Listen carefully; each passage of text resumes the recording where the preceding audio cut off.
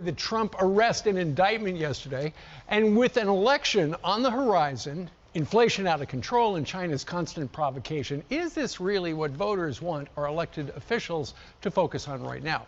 Our great panel joins us live. You guys have been good sports. You've been here 3 hours. You've been watching us. Thank you very much.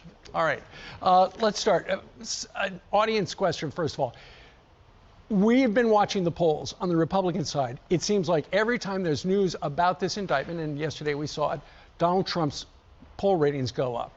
If the primary were held today, who thinks Donald Trump would win the Republican primary? Okay.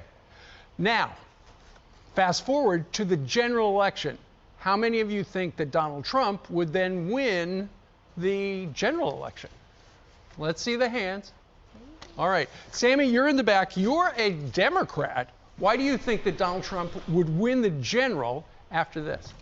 Well, if you see what's happening in our country where, abroad, they're not respecting us. Saudi Arabia already said that they're not going to follow what we say. The dollar is in shambles right now overseas.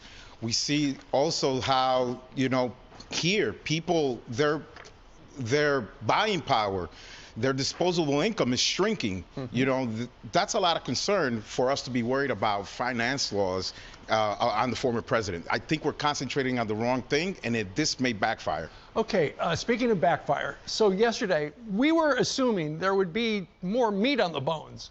Who was surprised that there was no felony listed? Marissa? Once again, you're a Democrat as well. Welcome back. I am.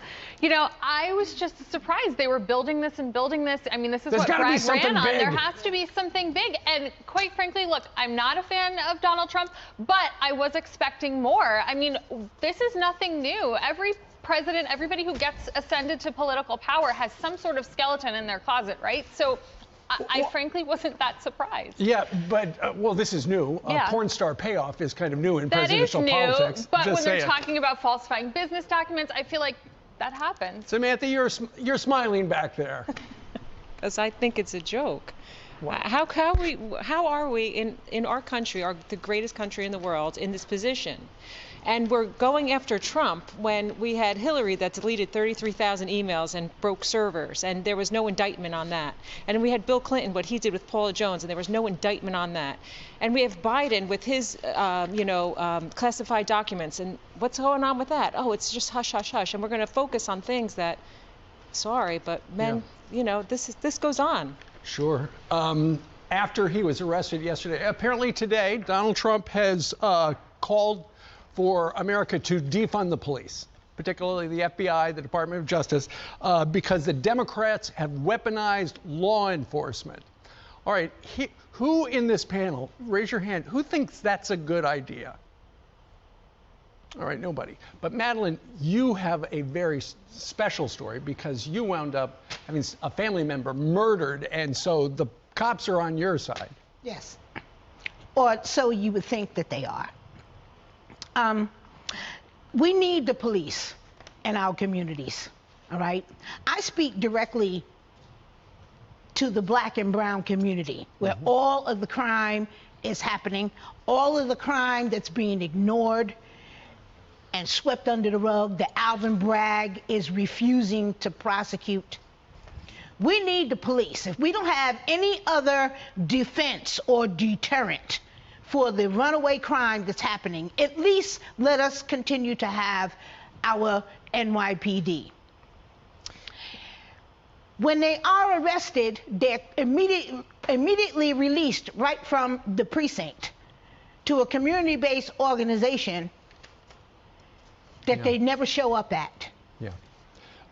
What he apparently posted was Republicans in Congress should defund the DOJ and FBI until they come to their senses. He wrote, Democrats have totally weaponized law enforcement, as I just said, in our country and are viciously using this abuse of power to interfere with our already under siege elections.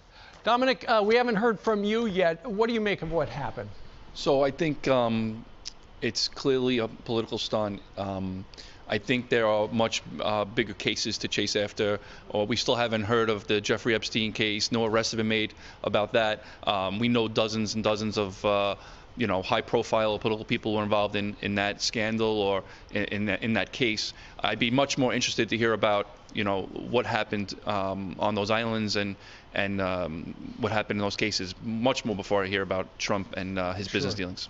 Frank, the former president does face other legal peril with the Georgia case, with the so-called Docalago, the documents down at Mar-a-Lago and stuff like that. Are you worried about that stuff, or do you think that like this was?